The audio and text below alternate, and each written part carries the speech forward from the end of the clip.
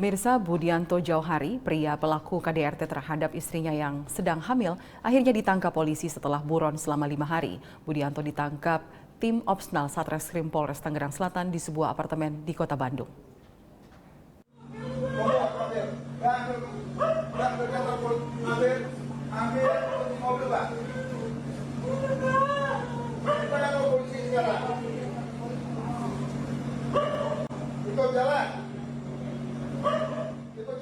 Dengan tangan terborgol dan dikawal petugas, Budianto yang bernama asli Ade Jaubientan, pelaku KDRT terhadap istri yang sedang hamil, dihadirkan saat konferensi pers di Mapolres Tangerang Selatan. Aksi KDRT yang dilakukan Budianto terhadap istrinya terjadi di rumah kontrakan di perumahan Serpong Park Plaza Diamond, Kota Tangsel pada hari Rabu 12 Juli 2023, dini hari lalu. Penganiayaan ini pun ramai beredar di media sosial karena sempat direkam oleh sejumlah tetangga. Kapolres Kota Tangsel AKBP Faisal Febrianto mengatakan setelah menjalani pemeriksaan, ditemukan fakta pelaku KDRT positif mengkonsumsi narkoba setelah dilakukan tes urin. Satreskrim Polres Tangerang Selatan sudah berhasil menangkap saudara Budi Jauhari sebagai pelaku tindak pidana kekerasan dalam rumah tangga. Kami atau Satreskrim Polres Tangerang Selatan yang di-backup oleh Polda Metro Jaya berhasil mengamankan pelaku di Bandung, Jawa Barat. Permasalahannya akibat ada cemburu dari istrinya yang diduga saudara BD ini berselingkuh, kemudian melakukan kekerasan dalam rumah tangga. Saat ini Budianto sudah ditetapkan sebagai tersangka dan ditahan. Ia dijerat pasal 44 ayat 1 Undang-Undang Nomor 23 Tahun 2004 tentang penghapusan KDRT dengan ancaman hukuman selama 5 tahun penjara. Tim Humas Polres Tangerang Selatan melaporkan untuk Polri TV. Polres Metro Jakarta Utara menggelar patroli berskala besar secara serentak pada Minggu 16 Juli. Kegiatan patroli ini untuk mencegah kejahatan jalanan yang terjadi di wilayah Jakarta Utara. Saya rasa itu ada yang pertanyaan, ada yang sakit? Polres Metro Jakarta Utara bersama Polsek jajaran menggelar patroli skala besar secara serentak Minggu 16 Juli 2023. Polres Metro Jakarta Utara mengerahkan 284 personil dalam operasi patroli skala besar. Kawasan yang menjadi prioritas dalam operasi ini adalah Tanjung Priuk, Koja, dan Cilincing.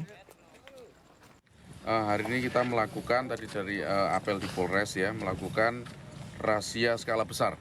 Kalau selama ini kita mengenal ada operasi kejahatan jalanan, sifatnya patroli, ini kami tambah dengan razia.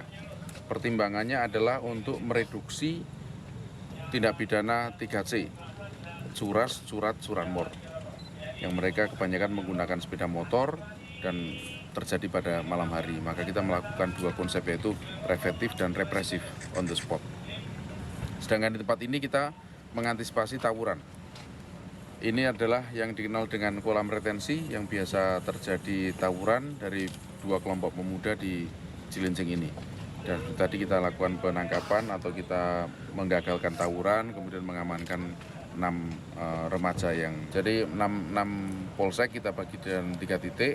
Di Cilincing yang bergabung dengan Koja, kemudian Kelapa Gading dengan Tanjung Priok ada di Sunter, kemudian ada lagi satu Pademangan dengan Penjaringan, 3 titik. Dengan digelarnya patroli skala besar, Polres Metro Jakarta Utara berharap memberikan rasa aman dan nyaman bagi warga. Tim Humas Polres Metro Jakarta Utara melaporkan untuk Polri TV.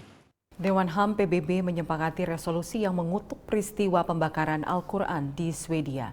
Meski demikian, mayoritas negara barat termasuk Amerika Serikat, Inggris, dan Prancis menolak resolusi ini. Selengkapnya dalam liputan tim VOA. Draft proposal L23 as already revised is therefore adopted. Pada 12 Juli, Dewan HAM PBB UNHRC loloskan resolusi yang mengutuk bentuk kebencian agama di kantor PBB di Jenewa, Swiss.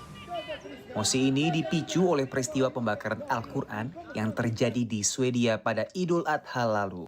Mayoritas anggota Dewan HAM PBB mendukung resolusi ini, namun 12 negara memilih untuk menolak resolusi, termasuk diantaranya Amerika Serikat.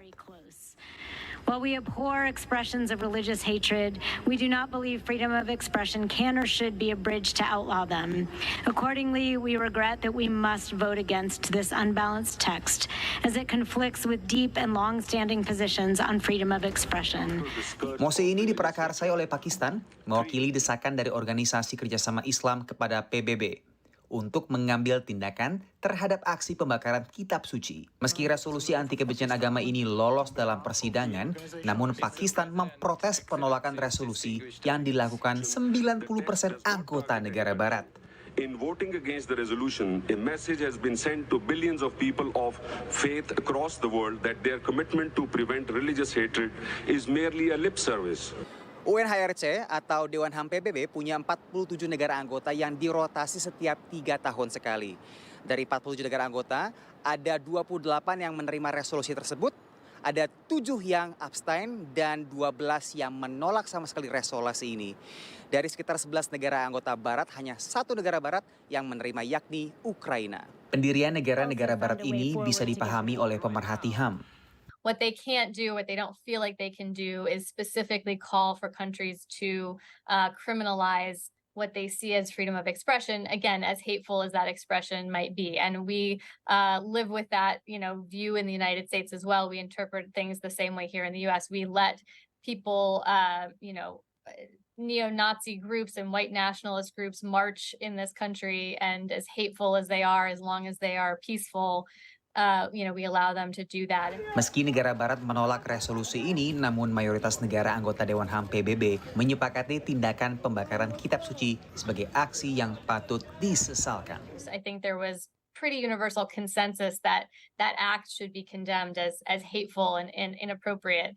The disagreement was on the requirements or the steps that governments should take in response and where the bounds of freedom of expression lie. Resolusi ini menyepakati insiden pembakaran Al-Quran di Swedia pada Hari Raya Idul Adha lalu sebagai penghinaan, tidak menghormati, dan aksi yang provokatif. Dari New York, Randy Wijaksana, VOA. Presisi Petang akan segera kembali sesaat lagi.